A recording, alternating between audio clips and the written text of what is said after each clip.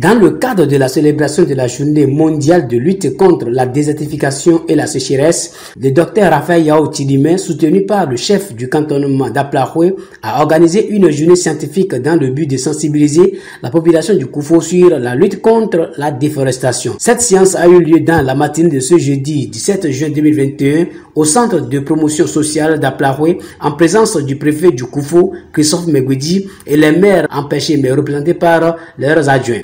Par ailleurs, en prélude à cette journée scientifique de sensibilisation et toujours dans le cadre de la journée mondiale de lutte contre la désertification et la sécheresse initiée depuis 1992, le docteur Raphaël Yao Tidimé s'est très tôt ce matin rendu dans son jardin botanique de 10 hectares situé dans le village de Bonahoué, arrondissement d'Atomé, commune d'Aplahoué, accompagné du cantonnement d'Aplahoué, de la police républicaine d'Atomé, des membres de l'association nationale des transformateurs du bois du Koufo pour aller mettre en terre de diverses espèces de plants médicinaux et des espèces à croissance rapide. Le chef du cantonnement d'Aplahoué, Nankpo Célestin, explique ici le contexte. Nous sommes sur un site de 10 hectares qui est dédié à la création d'un jardin botanique dont le promoteur est M. Tidimé. Quand l'administration forestière, notamment le cantonnement forestier d'Aplahoué, a eu l'information, nous avons dit nous mettrons à sa disposition notre technicité, tout notre savoir-faire pour que son objectif soit atteint.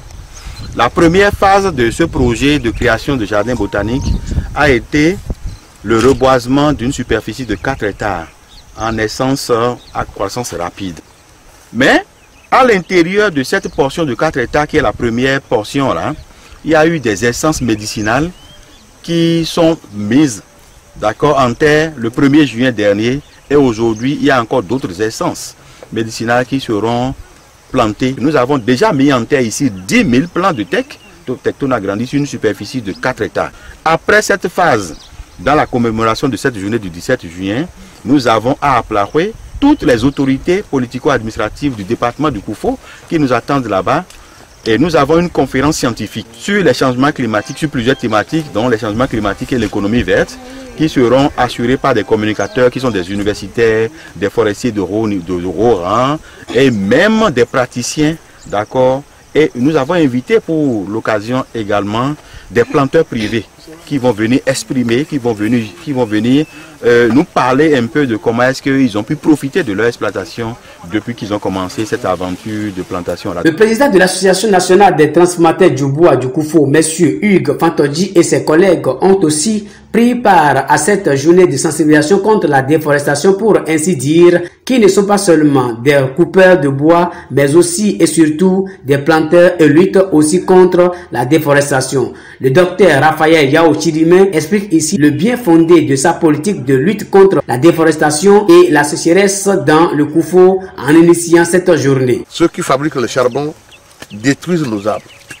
Et nous-mêmes, on a besoin de l'arbre parce qu'on a besoin des bancs, des tables, on a besoin de lits, on a besoin de beaucoup de choses.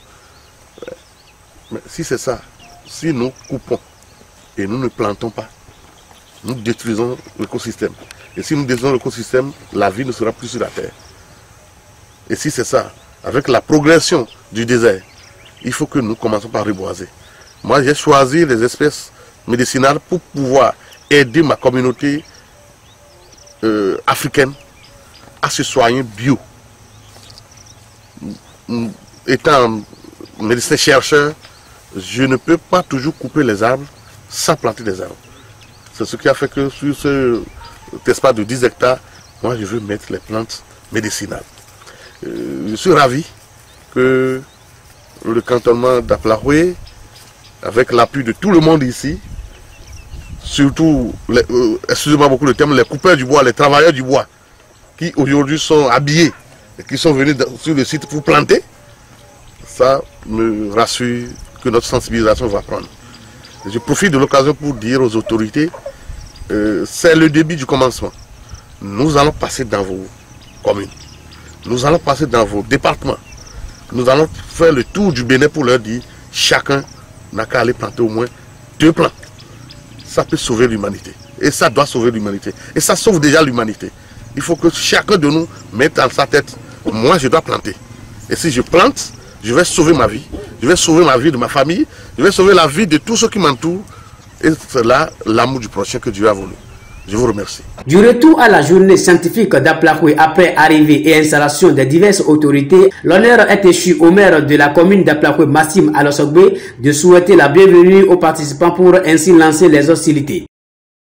C'est bien de beau que je vous souhaite une fois encore la bienvenue à Aplakwe dans le cadre des présentes manifestations.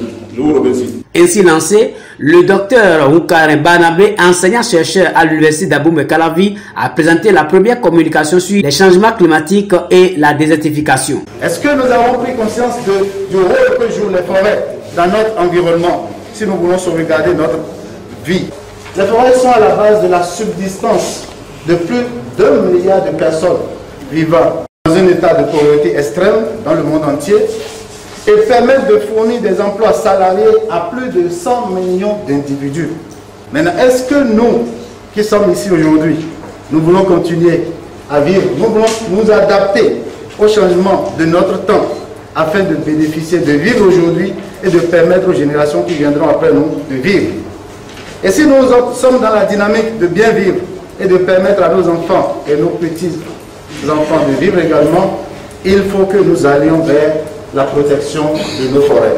À sa suite et après une intermède musicale, l'honneur est échu à l'officier conservateur des EFC, directeur technique de l'ULAB, M. Ayelo Gauthier, a présenté la deuxième communication sur les valeurs économiques et sociales des plantations forestières avant la place au débat. Nous pouvons assurer notre bien-être social, assurer notre sécurité sociale, assurer notre retraite à travers le reboisement. Beaucoup ne le savaient pas.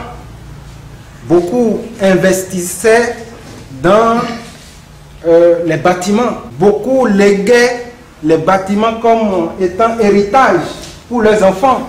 Mais c'est une erreur. Moi, je l'ai compris quand j'ai commencé par exercer le métier.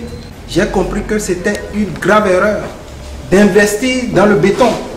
Lorsque je vous démontre les avantages économiques des plantations, mais vous n'allez plus aller déposer votre argent à la banque. Des questions dans le rang des participants, il y en a eu et les réponses sont venues des deux conférenciers. Et pourquoi le jardin botanique? Et pourquoi il faut planter? Nos espèces n'existent plus. Pour faire Vitaïron avant, il y a 20 ans, je l'ai inventé, je trouvais des plantes à côté de moi. Mais maintenant, il y a des plantes, des espèces que je ne retrouve même plus au Bénin. Il faut aller dans le marché de Thierry pour trouver la plante, là et acheter. Ça devient compliqué. Donc j'ai un domaine de 10 hectares au Bénin, de 10 hectares au Togo, de 6 hectares en Côte d'Ivoire.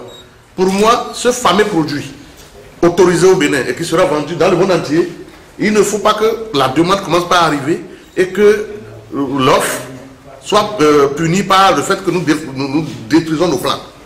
C'est ce qui m'a poussé dans mon jardin botanique.